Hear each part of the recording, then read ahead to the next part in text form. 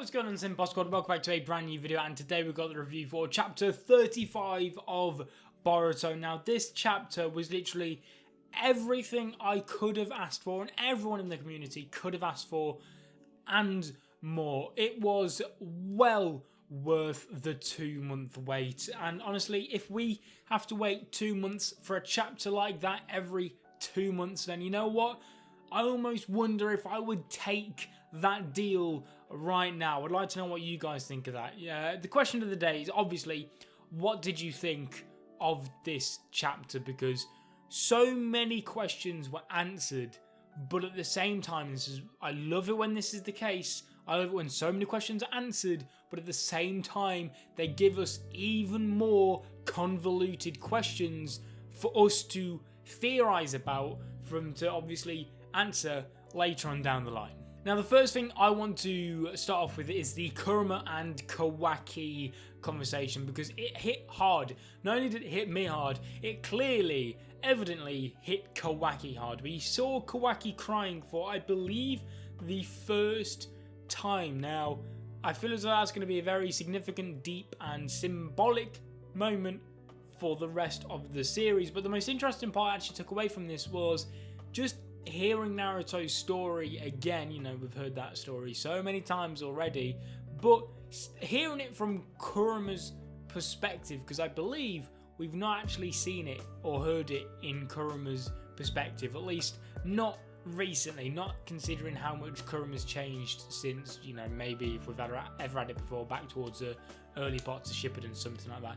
It was also nice to see that famous, very famous swing scene of Naruto's flashback and his childhood drawn in Ikimoto's design. I thought that was a very nice touch. It's always good to see someone's reaction to the hard-fought life that Naruto's lived.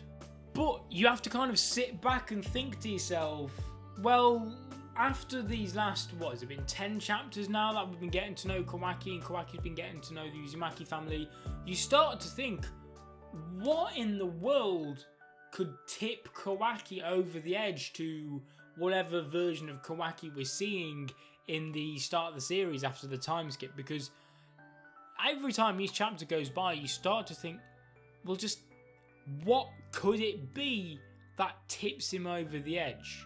I can't wait to see it, but at the same time, I love Kawaki's character right now. I think he's genuinely a brilliantly written character, and he's literally should be treated as the golden boy of the Boruto series, because he's by far the best thing to come out of it so far. So, as much as I love him, can't wait to see what turns him over the edge, but I just kind of want to see him staying like this. I just want to see Kawaki being best boy for the rest of the series.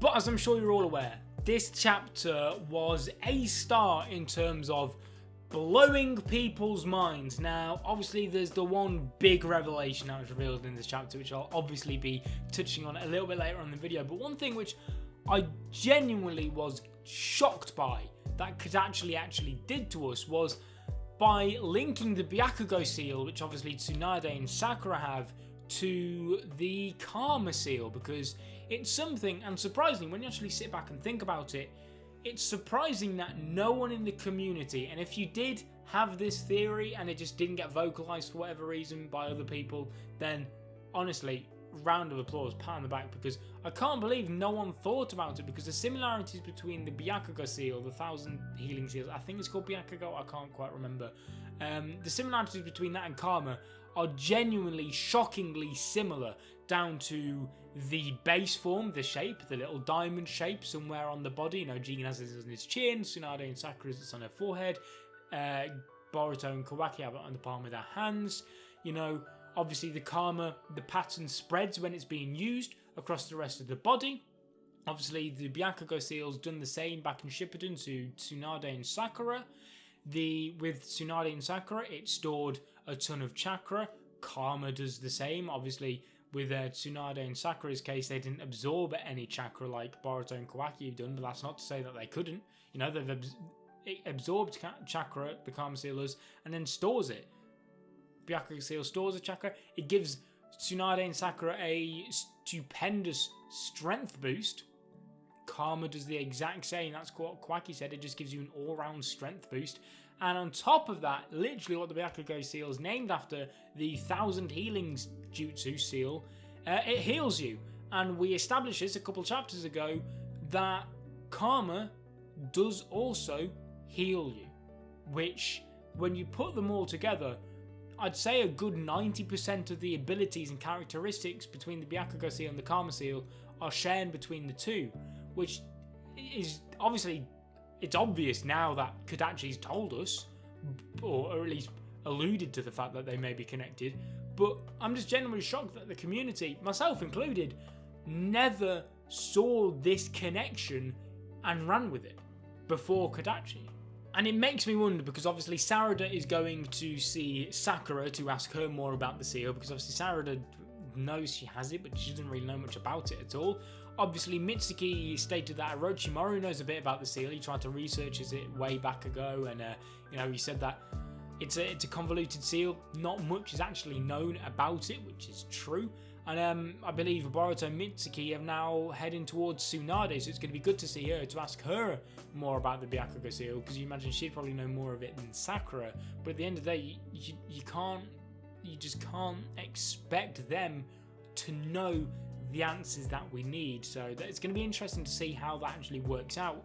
But I'm excited to see, maybe are we going to see more of Katsuyu's world, because obviously we've seen quite a lot of obviously the Toad's world, we've seen some of the Snake Sage, we've never gotten anything of the sort, however, when it comes to the Slugs, and Katsuyu more specifically. We've never even seen a full-sized Katsuyu. The Katsuyu we've always seen in Shippuden has always been like 1/10 of her actual size, so if you get more of that, that'd be fantastic. I'd love to know the connection between the Slugs and the Seals. That would be very, very interesting. And another thing which I'm very interested in is maybe it's going to all link back to Mito Uzumaki, because I never think it was confirmed that Mito had a seal. For those of you, I believe Mito was the first Hokage's wife. Is that what the relation she had with him?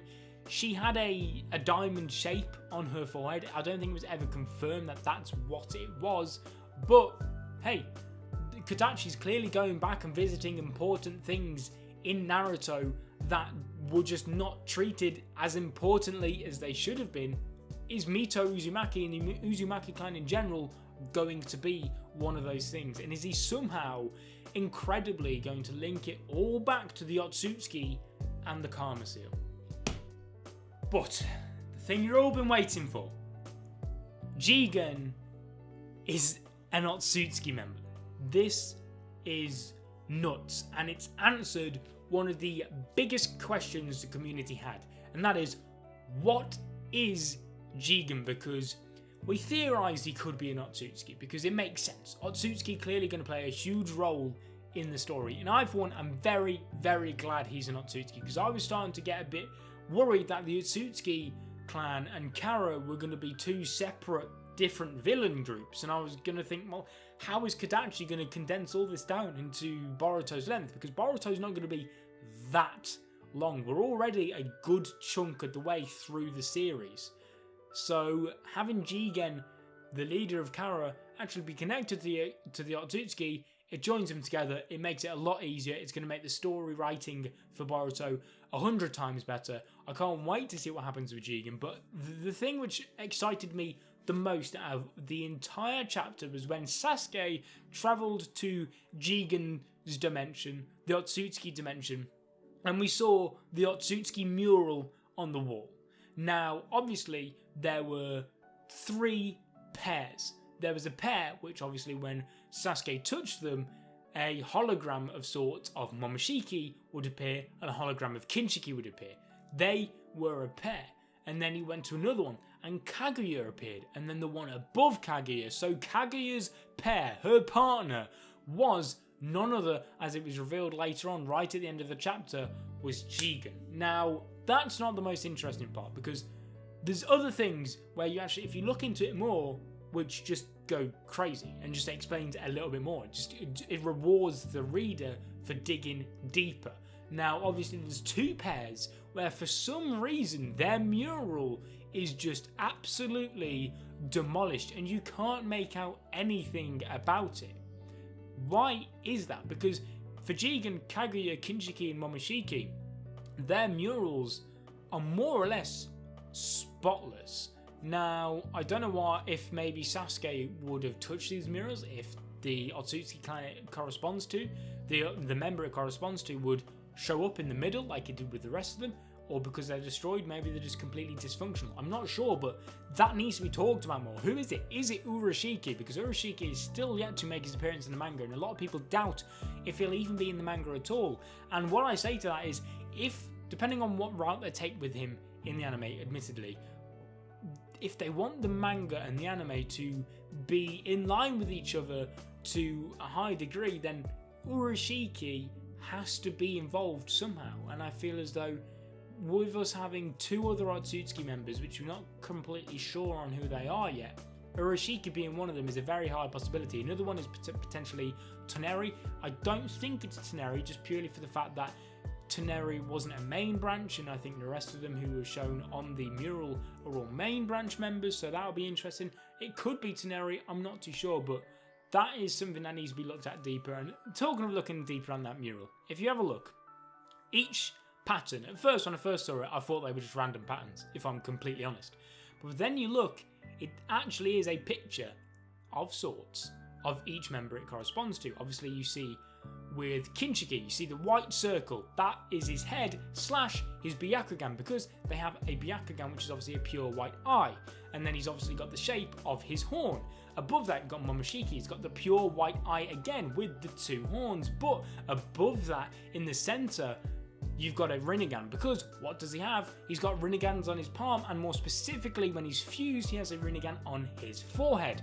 Kaguya, you got the white circle in the middle, obviously she also had the Byakugan, you have her horns, bang, what's in the centre? The Rinnegan, because she had the Rinnegan in her forehead. Jigen, on the other hand, it's completely different to all the rest. He has a black circle. Now, people have theorised what's going on with Jigen's eyes for ages now, because they look like a Byakugan of sorts, but they're black. Just in general, actually, his eyes are just completely blacked out. Now, is it the fact that he's got a new dojutsu? I'm not too sure. Considering he's an Otsutsuki, you'd imagine it would be a Byakugan, but why is it black? It's not like his eyes have been potentially tampered with by himself, because you'd think that this mural would be some form of almost like religious piece amongst the Otsutsuki. It would be as accurate can be regarding that member. So with it being black, I feel as though this is a genuine and actual dojutsu, and for some reason I feel like it's some form of black Byakugan. Why it's a black Byakugan, I have no idea, but that is one of the things, if not the thing that most blown me away about this chapter. I think what we'll cover that in total is potentially next chapter. Obviously, you'd imagine we'll see more of Jigen in that Otsutsuki dimension, as well as potentially a matchup between Sasuke and Jigen.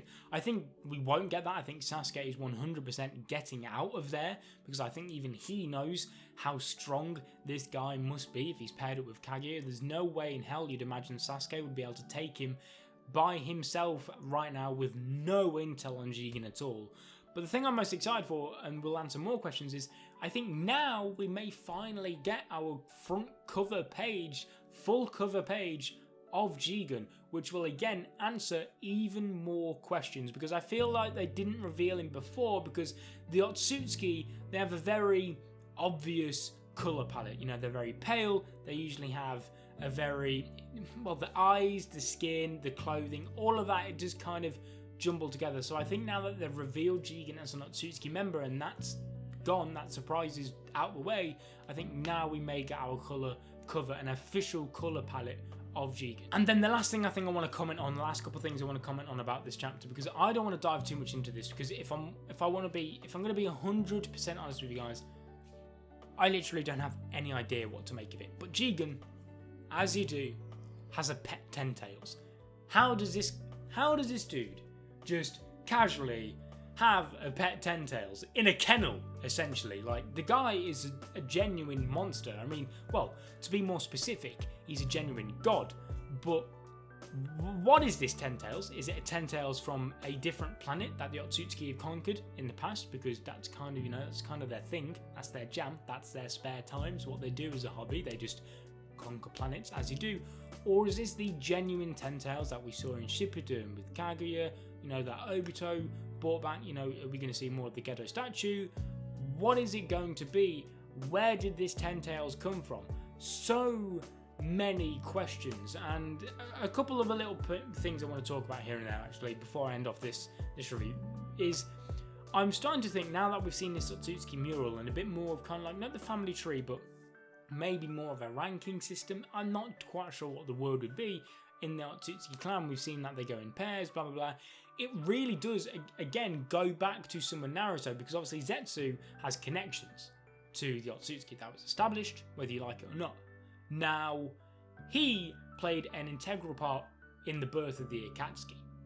In fact, he played probably the most integral part of the birth of the Akatsuki. He was kind of the leader behind the leader behind the leader type deal. And the Akatsuki travelled in pairs. Now, I think it's safe to say that that was probably his idea, because who travels in pairs? The Otsutsuki.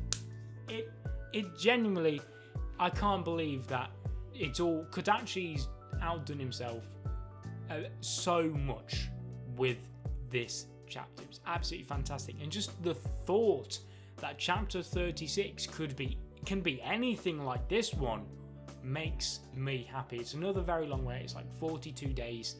It's unfortunate, but it is what it is. And like I said, if I have to wait a little bit longer, I mean, we would have to wait a month. If I have to wait another week or two longer to have greatness of this scale, then I don't know. I might have to take that offer, you know. Guys, thank you so much for watching. Leave a like on the video if you enjoyed. Subscribe if you're not already to become a member of the Senpai Squad. And I'll be seeing you guys in another video. But until then, peace.